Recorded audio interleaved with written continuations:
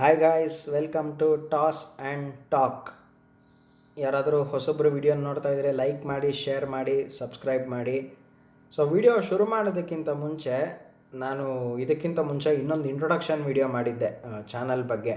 ಏನಕ್ಕೆ ಈ channel start ಮಾಡಿದೆ ಆ್ಯಂಡ್ ಈ ಚಾನಲಲ್ಲಿ ಏನೇನು ಇನ್ಫಾರ್ಮೇಷನ್ ಸಿಗುತ್ತೆ ಆ್ಯಂಡ್ ಕೆಲವೊಂದು ಸ್ಪೆಷಲ್ ಎಪಿಸೋಡ್ಸ್ ಬಗ್ಗೆನೂ ಮಾತಾಡಿದ್ದೀನಿ. ಸೊ ಯಾರಾದರೂ ವಿಡಿಯೋ ನೋಡ್ಕೊಂಡು ಬಂದಿಲ್ಲ ಅಂದರೆ ಹೋಗಿ ನೋಡ್ಕೊಬನ್ನಿ. ಲಿಂಕ್ನ ಡಿಸ್ಕ್ರಿಪ್ಷನಲ್ಲಿ ಕೊಟ್ಟಿರ್ತೀನಿ.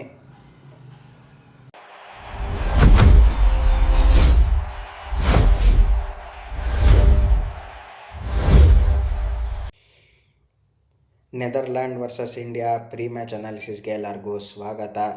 ಸೊ ಮ್ಯಾಚ್ ನಡೀತಿರೋದು ಬಂದುಬಿಟ್ಟು ಅಹಮದಾಬಾದ್ ಸ್ಟೇಡಿಯಮಲ್ಲಿ ನೈಟ್ 7 o'clock. ಸೊ ಇದು ಸ್ಟ್ಯಾಟ್ಸ್ ಅಂತ ತೊಗೊಳಕ್ಕೆ ನೋಡೋಂಗಿದ್ರೆ ಓವರಾಲ್ ಇವಾಗ 2024-2025 ಅಂತ ತೊಗೊಂಡ್ರೆ ಓವರಾಲ್ 9 ಗೇಮ್ಸ್ ನಡೆದಿದೆ. ಅದರಲ್ಲಿ ಫಸ್ಟ್ ಬ್ಯಾಟಿಂಗ್ ಆಡಿರೋರು 7 ಸತಿ ಗೆದ್ದಿದ್ದಾರೆ ಆ್ಯಂಡ್ ಸೆಕೆಂಡ್ ಬ್ಯಾಟಿಂಗ್ ಆಡಿರೋರು 2 ಸತಿ ಗೆದ್ದಿದ್ದಾರೆ.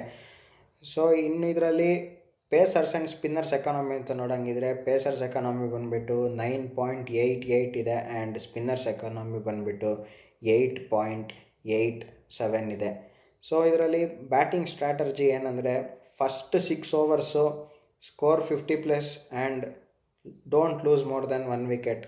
So next part of the ಗೇಮಲ್ಲಿ ಏನಾಗುತ್ತೆ ಅಂದರೆ rotation time up to 16 overs and in last 4 overs ಚೆನ್ನಾಗಿ ಸ್ಕೋರ್ ಮಾಡ್ಬೋದು ಮೋರ್ ದ್ಯಾನ್ 50 runs.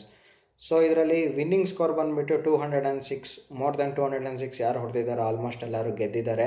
ಸೊ ಇವಾಗ 2024-25 ಸ್ಟ್ಯಾಟ್ಸ್ನ ಪಕ್ಕಕ್ಕಿಟ್ಟರೆ ಇವಾಗ ಈ ಸತಿ ಈ ವರ್ಲ್ಡ್ ಕಪ್ಪಲ್ಲಿ ಗೇಮ್ ಏನು ನಡೀತು ಅದರಲ್ಲಿ ನ್ಯೂಜಿಲ್ಯಾಂಡ್ ವರ್ಸಸ್ ಸೌತ್ ಆಫ್ರಿಕಾದಲ್ಲಿ ನ್ಯೂಜಿಲ್ಯಾಂಡ್ ಅವರು ಫಸ್ಟ್ ಬ್ಯಾಟಿಂಗ್ ಆಡ್ತಾರೆ, ಬಟ್ ಬರೀ 170+ ಹೊಡಿತಾರೆ. ಸೌತ್ ಆಫ್ರಿಕಾದವರು ಈಸಿಯಾಗಿ ಬಂದ್ಬಿಟ್ಟು ಚೇಸ್ ಮಾಡ್ತಾರೆ, 16+ ಓವರ್ಸಲ್ಲೇ ಚೇಸ್ ಮಾಡಿಬಿಟ್ಟು ಆರಾಮಾಗಿ ಗೆದ್ದುಬಿಡ್ತಾರೆ. ಆ್ಯಂಡ್ ಇನ್ನೊಂದು ಗೇಮ್ ನಡೆಯುತ್ತೆ south Africa versus Canada.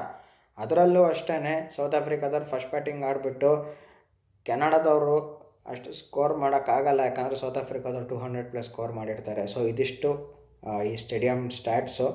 So next ಇದ್ರ ಪ್ಲೇಯಿಂಗ್ 11 ಚೇಂಜಸ್ ಬಗ್ಗೆ ಬರೋಣ. ಸೊ ಫಸ್ಟು ನಾನು ನೆದರ್ಲ್ಯಾಂಡ್ಸ್ ಬಗ್ಗೆ ಮಾತಾಡ್ತೀನಿ.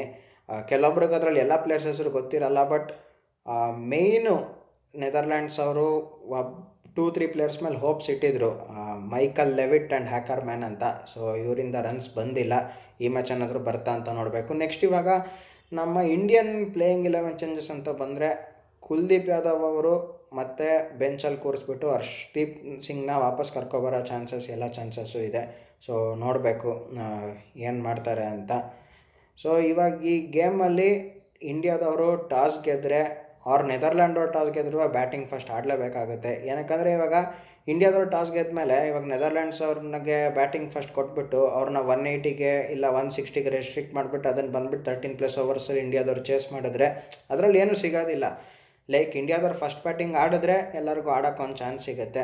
ಇವಾಗ ನೆದರ್ಲ್ಯಾಂಡ್ಸ್ ಅಂತ ಬಂದಾಗಲೂ ಅಷ್ಟೇ, ಇವಾಗ ಟಾಸ್ ಗೆದ್ದುಬಿಟ್ಟು ನೆದರ್ಲ್ಯಾಂಡ್ಸ್ ಅವರು ಫಸ್ಟ್ ಬ್ಯಾಟಿಂಗ್ ಆಡಬೇಕು. ಅಟ್ಲೀಸ್ಟ್ ಒಂದು 170-180 ಸ್ಕೋರ್ ಮಾಡಿದ್ರೆ ಅಟ್ಲೀಸ್ಟ್ ಅವ್ರಿಗೂ ಒಂದು ಚಾನ್ಸ್ ಅಂತ ಹೇಳ್ಬೋದು. ಆ್ಯಂಡ್ ನೆಕ್ಸ್ಟ್ ಇವಾಗ ಗೇಮ್ ಚೇಂಜರ್ಸ್ ಬಗ್ಗೆ ಮಾತಾಡೋಂಗಿದ್ರೆ ಇಂಡಿಯಾಯಿಂದ ಅಭಿಷೇಕ್ ಶರ್ಮಾ ಅಂತ ಅನ್ನಿಸುತ್ತೆ, ಯಾಕಂದರೆ 2-3 ಗೇಮ್ಸಿಂದ ರನ್ಸ್ ಬಂದಿಲ್ಲ, ಡ್ಯೂ ಇದೆ. ಆ್ಯಂಡ್ ನೆದರ್ಲ್ಯಾಂಡ್ಸ್ ಟೀಮ್ ಅಂತ ಬಂದಾಗ ನನ್ನ ಪ್ರಕಾರ ಬಾಸ್ ಡಿಲೇಡ್ ಅಂತ ಒಬ್ಬರು ಪ್ಲೇಯರ್ ಇದ್ದಾರೆ. ಅವರು ತುಂಬ ಒಳ್ಳೆ ಪ್ಲೇಯರು, ಬಟ್ ಅವ್ರಿಗೂ ಅಷ್ಟು ಚೆನ್ನಾಗಿ ಪರ್ಫಾರ್ಮ್ ಮಾಡಿಲ್ಲ ಕಂಪ್ಯಾರಿಟಿವ್ಲಿ ನೆದರ್ಲ್ಯಾಂಡ್ಸ್ ಅವರು ಹೋಪ್ ಬಿಟ್ಟಿರೋ ಥರ. ಸೊ ನೋಡೋಣ ಏನಾಗುತ್ತೆ ಅಂತ. ನೆಕ್ಸ್ಟ್ ಇವಾಗ ವಿನ್ ಫ್ಯಾಕ್ಟ್ರ್ ಬಗ್ಗೆ ಬರೋಂಗಿದ್ರೆ ಆಲ್ಮೋಸ್ಟು ಇಂಡಿಯಾದವ್ರು ಗೆಲ್ತಾರೆ. ಅಟ್ಲೀಸ್ಟ್ ಒಂದು 5-10% USA ಅವ್ರು ಹೆಂಗೆ ಫೈಟ್ ಕೊಟ್ಟಿರ್ತಾರೆ ನೆದರ್ಲ್ಯಾಂಡ್ಸ್ ಅವರು ಫೈಟ್ ಕೊಟ್ಟರೆ ಗೇಮ್ ನೋಡೋಕ್ಕೆ ತುಂಬ ಚೆನ್ನಾಗಿರುತ್ತೆ, ಮ್ಯಾಚು ತುಂಬ ಇಂಟ್ರೆಸ್ಟಿಂಗ್ ಆಗಿರುತ್ತೆ. ಸೊ ನೋಡೋಣ ಏನಾಗುತ್ತೆ ಅಂತ. ಸೊ ವಿಡಿಯೋನ ಇಷ್ಟ ಆಗಿದರೆ ಲೈಕ್ ಮಾಡಿ, ಶೇರ್ ಮಾಡಿ, ಸಬ್ಸ್ಕ್ರೈಬ್ ಮಾಡಿ. ಇವತ್ತಾಗಿತ್ತು ಇದು ಪ್ರೀ ಮ್ಯಾಚ್ ಅನಾಲಿಸಿಸ್ಸು. ಸೊ ನೋಡೋಣ ಮ್ಯಾಚ್ ಹೆಂಗಿರುತ್ತೆ ಅಂತ.